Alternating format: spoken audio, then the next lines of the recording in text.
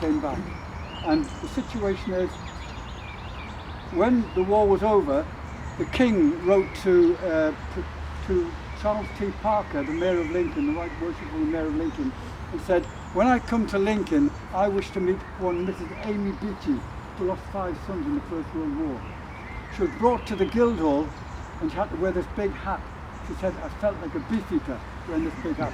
The Echo took a picture outside the Guildhall itself. She went in and she was taken into the inner chamber where the mayor introduced her to the King, George V and Queen Mary. Queen Mary turned round to Amy Beechey and said, I'd like to thank you for your ultimate sacrifice. And Amy Beechey turned round to Queen Mary and said, I did not give one of my sons away willingly. And that was quite a moving statement to make in them days. She lived at 14 Avondale Street, just down the road here, and she moved to 198 Rugby Road. And the church on St Giles was moved, and she was one of the main players that got the church moved from the Works, or Silver Street, up to St Giles. And if you ever go to the belfry up there, there's a picture of Lincoln people dragging the church up the hill. So it's called the church that moved. Let's see what else I've got to say. The thing that we've actually done for the Beechey family, we sorted the grave out. I went over to Freesthorpe and I got Prince William Thomas Beechey's headstone, and I brought it back to Lincoln and had it cleaned and restored and put back at Freesthorpe. There was a programme called Inside Out, and I was doing the programme with Joey Warren, her granddaughter, and a guy called Simon.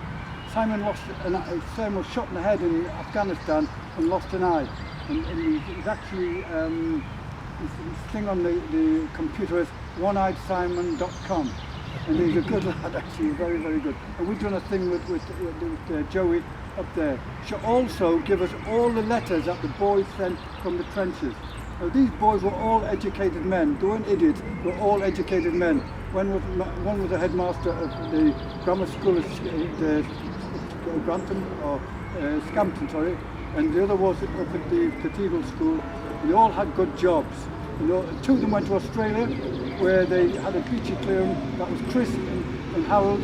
They were fighting in Gallipoli, and Harold was shot carrying a stretcher. Sorry, Chris was shot carrying a stretcher. Harold got all the way through that, and he was killed on the Somme.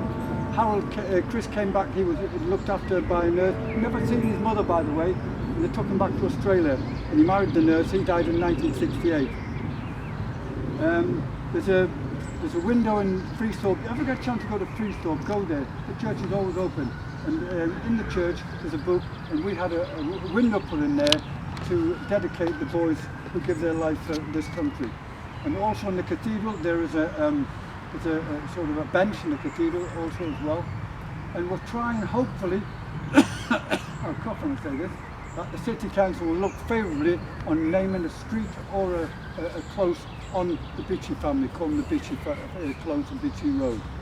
Ladies and gentlemen, it gives me great pleasure to unveil this plaque, and to a family who lost 5. And by the way, in the First World War, it was called the Great War. 3 families lost 5 sons.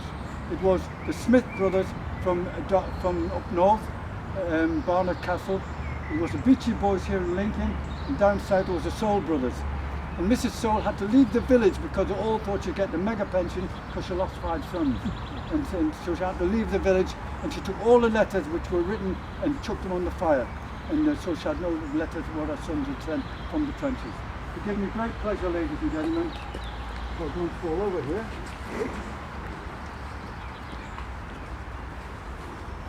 To unveil the plaque for Amy Beechey.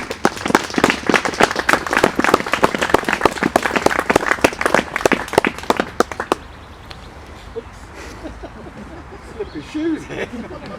Sit on my arse. Thanks very much, ladies and gentlemen. Pardon? Oh. I'd have really done this one.